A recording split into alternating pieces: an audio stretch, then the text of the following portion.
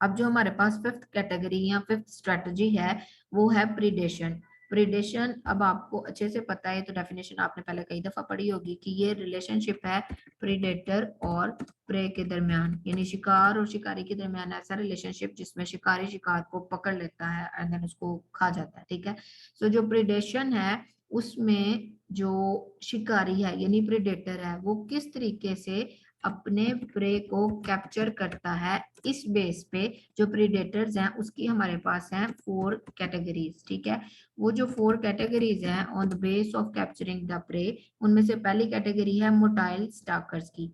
जो motile stalkers हैं ये ऐसे ऑर्गेनिज्म होते हैं जो कि एक्टिवली परस्यू करते हैं अपने प्रीडेटर को, सॉरी अपने प्रे को, यानी वो मूव करते हुए, बड़ा एक्टिवली पार्टिसिपेट करते हुए भाग दौड़ के पीछा करते हैं अपने शिकार का और देन उसको पकड़ लेते हैं और उसको फिर खा जाते हैं। इसमें काफी ज्यादा एग्जांपल्स आ जाती हैं। इसमें हमारे पास पॉलीकिड्स वर्म्स हैं, नेमर्टियंस हैं, स्क्विड्स हैं, क्रैब्स हैं, यानी आपको काफी जो है वो इसमें वैरायटी मिल जाती है एग्जाम्पल्स के एतबार से। सी स्टार भी इसी कैटेगरी में आ जाती है। सेकेंड टाइप है हमारे पास लर्किंग प्रीडेटर्स की।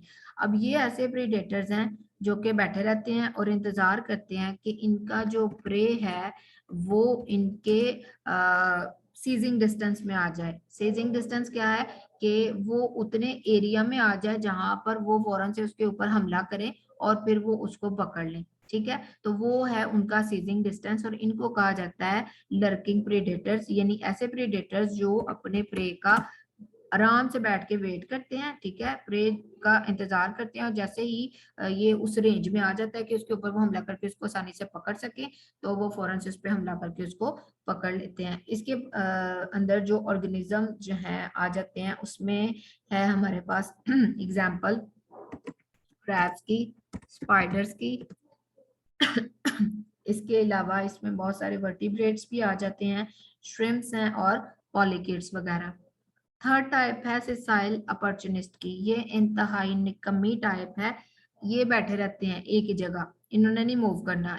ये तब ही अपने प्रे को पकड़ेंगे जब वो इनके साथ कांटेक्ट में आएगा। ठीक है, कि तभी उसको ग्रैब करेंगे जब वो कांटेक्ट करेगा इन प्रेडेटर्स के साथ, और जब तक वो इसके साथ कांटेक्ट नहीं करता ये उसको ईट नहीं कर सकते और इन्होंने को तो मूव नहीं करना because they are sessile opportunist. तो ये इतने ज्यादा मोबाइल भी नहीं होते, मूव भी नहीं कर सकते। जब प्रेइंग ऑर्गेनिज्म इनके साथ कांटेक्ट में आ जाएगा तो ये उसको पकड़ लेंगे।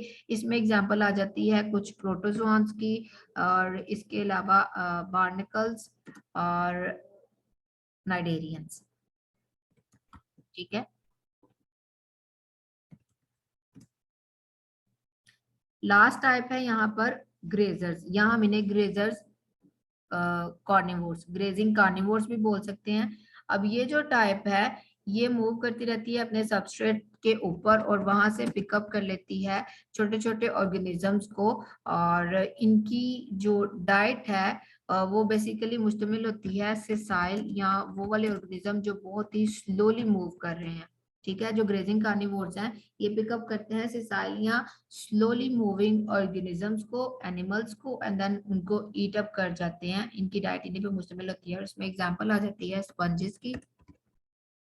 स्पॉन्जेस के अलावा हमारे पास इसमें एग्जाम्पल हैं वर्म की, स्नेल्स हैं और क्रस्टेशियंस।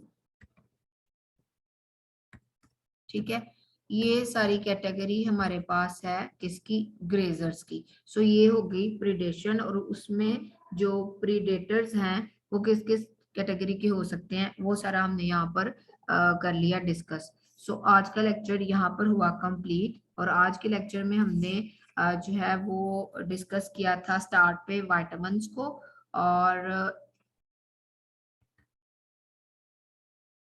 विटामिन्स को हमने आज डिटेल में पढ़ा कि उनका सोर्स क्या है, उनकी टाइप्स कौन सी हैं, वाटर सॉल्युबल, फैट सॉल्युबल, और देन उनके फंक्शंस क्या हैं। फिर हमने डाइजेशन का जो है टॉपिक पढ़ा, जिसमें दो कैटेगरीज हमने पढ़ी, इंट्रासेलुलर डाइजेशन और एक्स्ट्रासेलुलर डाइजेशन। इंट्रासेलुलर जो विद इन द सेल होगी और इसमें डायरेक्टली जो न्यूट्रिएंट है या फूड पार्टिकल है उसको सेल के अंदर एब्जॉर्ब कर लिया जाएगा। एक्स्ट्रा सेलुलर डाइजेशन जो थी ये विद इन द सेल नहीं होती, आउटसाइड द सेल बॉडी जो है वो परफॉर्म होती है, और ये हमने पढ़ा कि लार्ज ऑर्गेनिजम्स के अंदर होती है। फिर हमने एनिमल स्ट्रेटजीज देखी फीडिंग के एतबार से और उसकी यूसेज के एतबार से। उसमें हमने जो कैटेगरीज पढ़ी उसमें पहली थी कॉन्टिन्यूस और डिसकॉन्टिन्यूस फीडर्स की।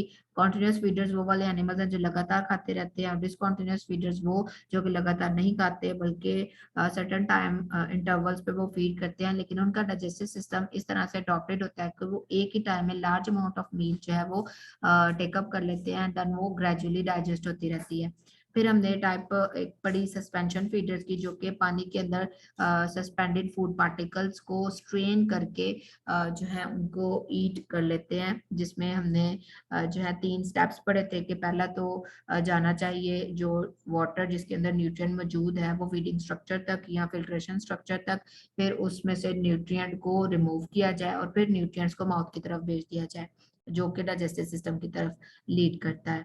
फिर हमने पढ़ा डिपॉजिट फीडर्स के बारे में। डिपॉजिट फीडर्स सॉइल, मड या सैंड वगैरह को डायरेक्टली, ठीक है, जो डायरेक्ट डिपॉजिट फीडर्स है वो तो डायरेक्टली उसको इनगल्फ कर लेते हैं, खा लेते हैं, और उसमें से फिर जो न्यूट्रिएंट है उसको डाइजेस्ट कर लिया जाता है, और बाकी जो मटेरियल होता है उसको एनस के थ्रू बाहर बॉडी से निकाल दिया जाता है।